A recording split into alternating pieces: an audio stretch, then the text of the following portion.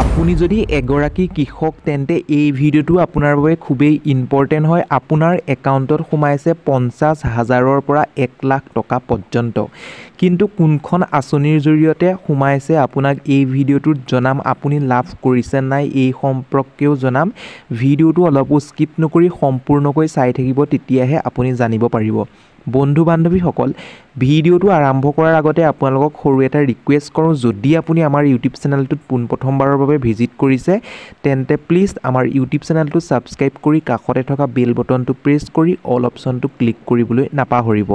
তেতিয়াহে আগন্তুক আহিবলগীয়া প্ৰত্যেকখিনি ভিডিঅ'ই আপুনি পোনপ্ৰথমে লাভ কৰিবলৈ সক্ষম হ'ব। এতিয়া বন্ধু বান্ধৱীসকল, আহকচোন আমি অলপো পলম নকৰি কোন একাউণ্টসমূহত বা কৃষকসকলৰ কোনখন আঁচনিৰ জৰিয়তে তেওঁলোকে টকা লাভ কৰিবলৈ সক্ষম হৈছে, সকলোখিনি তথ্য এই ভিডিঅ'টোৰ মাধ্যমেৰে জানিম।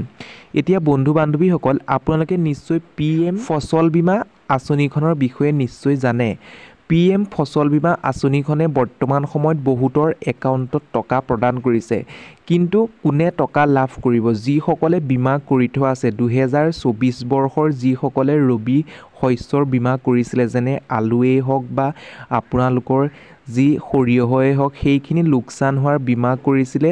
বীমা কৰাৰ ফলত তেওঁলোকে ক্লেমৰ বাবে চৰকাৰক কমপ্লেইন দাখিল কৰিছিলে। দাখিল কৰাৰ ফলত তেওঁলোকৰ একাউণ্টত বৰ্তমান সময়ত সোমোৱাই দিয়া হৈছে কিছুমানৰ 50,000 টকা, কিছুমানৰ 1 লাখ টকা।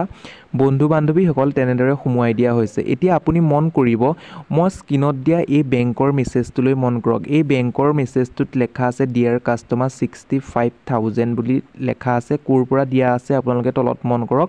তলত লেখা আছে যে PM ফচল বীমা যোজনা বুলি লেখা আছে।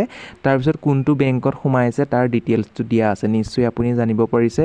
যদি আপুনি PM কিষাণ ফচল বীমা আঁচনিৰ বাবে 2024ত বীমা কৰিছিলে বা আপুনি ইঞ্চুৰেঞ্চ কৰিছিলে, তেতিয়াহ'লে আপোনাৰ একাউণ্টতো সোমাবলৈ সক্ষম হৈছে। কিন্তু আপুনি কমপ্লেইন কৰিছিলে নাই বা ক্লেইম কৰিছিলে নাই? যদিহে আপুনি ক্লেইম কৰিছিলে, তেতিয়াহে আপুনি লাভ কৰিবলৈ সক্ষম হ'ব।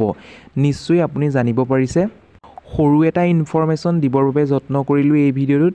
যদি ভাল পালে এটা লাইক কৰিব আৰু এতিয়ালৈকেও যদি আমাৰ ইউটিউব চেনেলটোত ছাবস্ক্ৰাইব কৰা নাই, ছাবস্ক্ৰাইব কৰি ৰাখিব। তেতিয়াহে আগন্তুক আহিবলগীয়া প্ৰত্যেকখিনি ইনফৰমেশ্যন আপুনি লাভ কৰিবলৈ সক্ষম হ'ব।